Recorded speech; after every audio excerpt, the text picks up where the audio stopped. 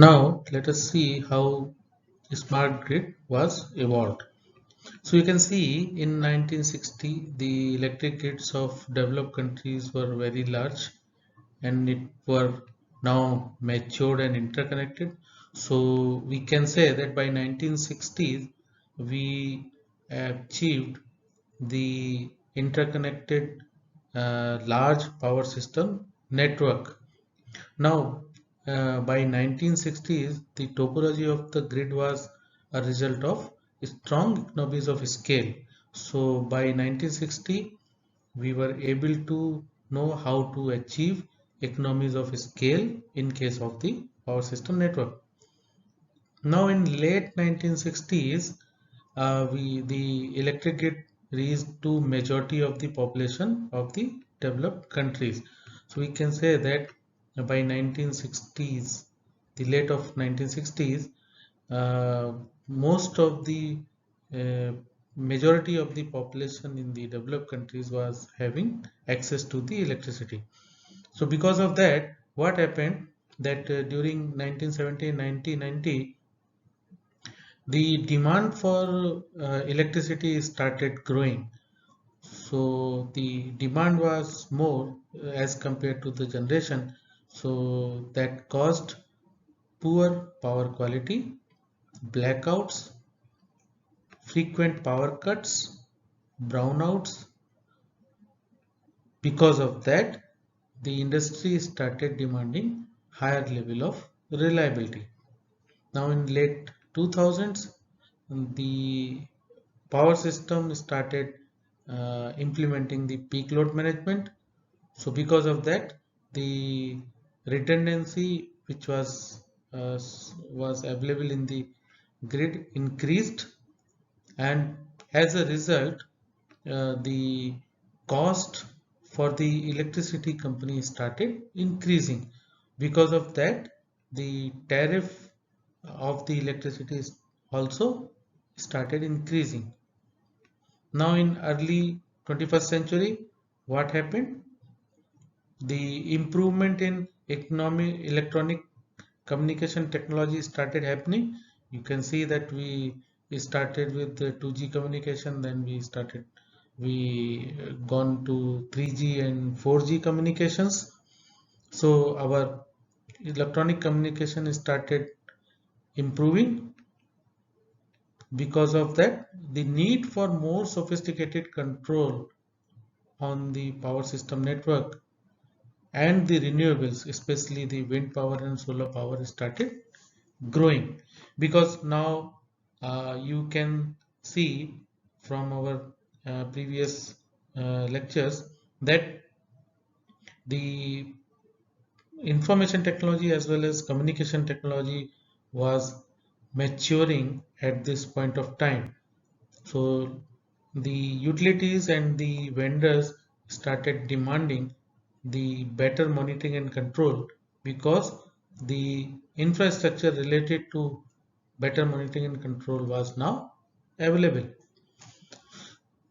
Because of the integration of renewables, the power system network was now transforming from centralized grid topology to highly distributed topology.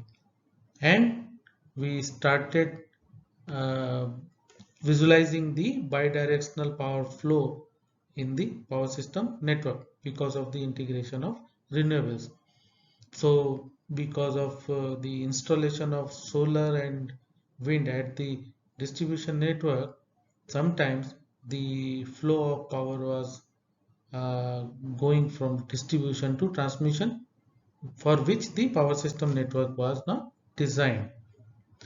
Then there was a growing concern over terrorist attack because of the increased use of information technology.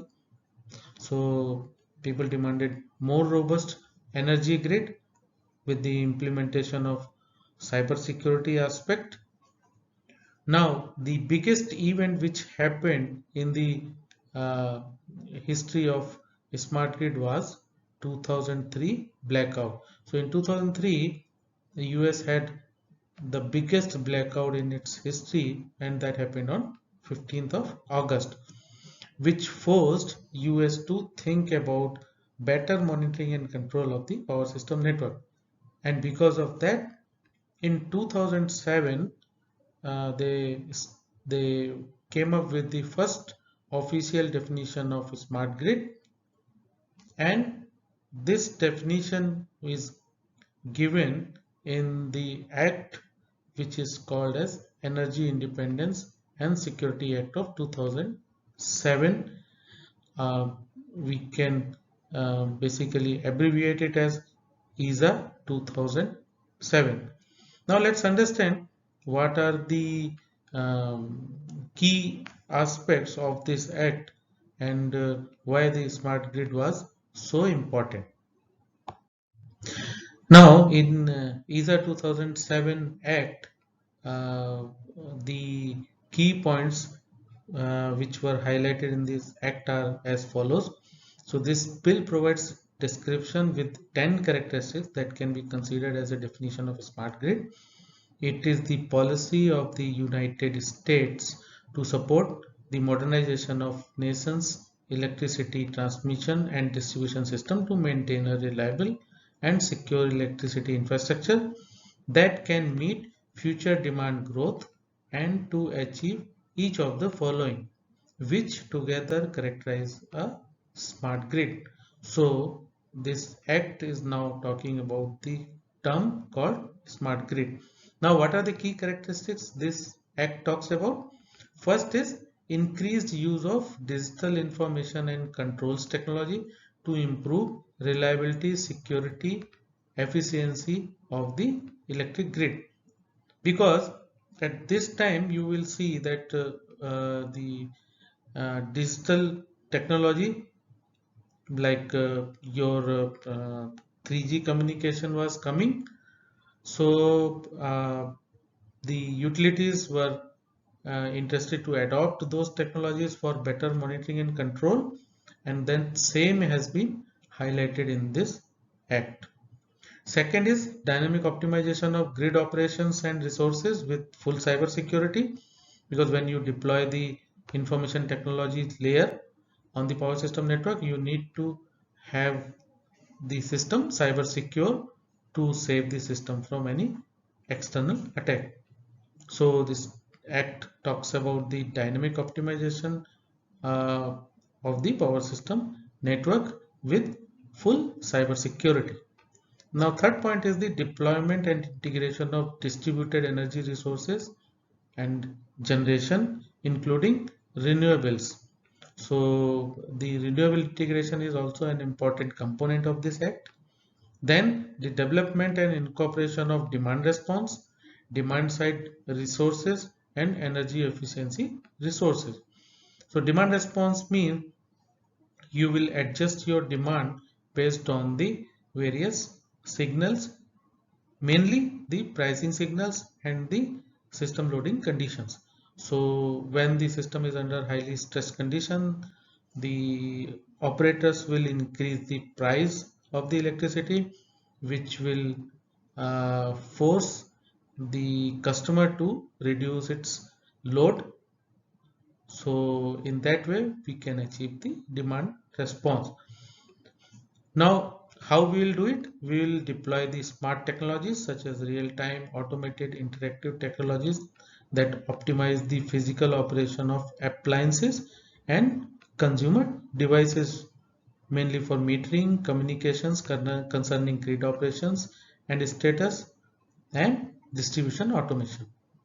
So you will utilize smart devices, especially the integration of smart appliances, so that the devices can sense the pricing signal and reduce or uh, delay their operation for saving the price of the electricity.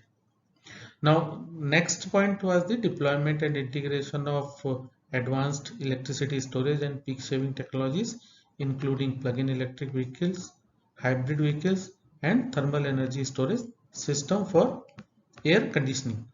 So, this adds stress upon the use of electricity storage for peak saving. That means whenever the peak loading condition happens, can we deploy the storage that can be in the form of static storage or the moving storage, that is electric vehicle. So electric vehicle can also be considered as a electric storage, and whenever the peak loading conditions happen, you can discharge electric vehicle to save the system. So this act highlights those aspects to address the problems which are there in the power system network. Now next is the provision to consumers of timely information and control options. So here you will see that the consumers are given more weightage. Why? Because now the consumer is no longer a consumer to consume the electricity, but he is also producing the electricity in the form of renewables. So now the consumer is not a consumer, but he is a prosumer, so who produce as well as consume the electricity. And to do so, he should have the timely information almost in real time available to him for better controls. Now next point was the development of standards for communication and interoperability of appliances and equipment connected to the grid, including infrastructure serving the grid. So this act also talks about the communication as well as interoperability aspect of the system. The 10th point which was there in the act was identification and lowering of unreasonable or unnecessary barriers to adoption of smart grid technologies, practices and services. That means you we have to make the all stakeholders aware about the smart grid technologies, including utility personals, vendors, even end consumers, so that the concept of smart grid can be implemented efficiently.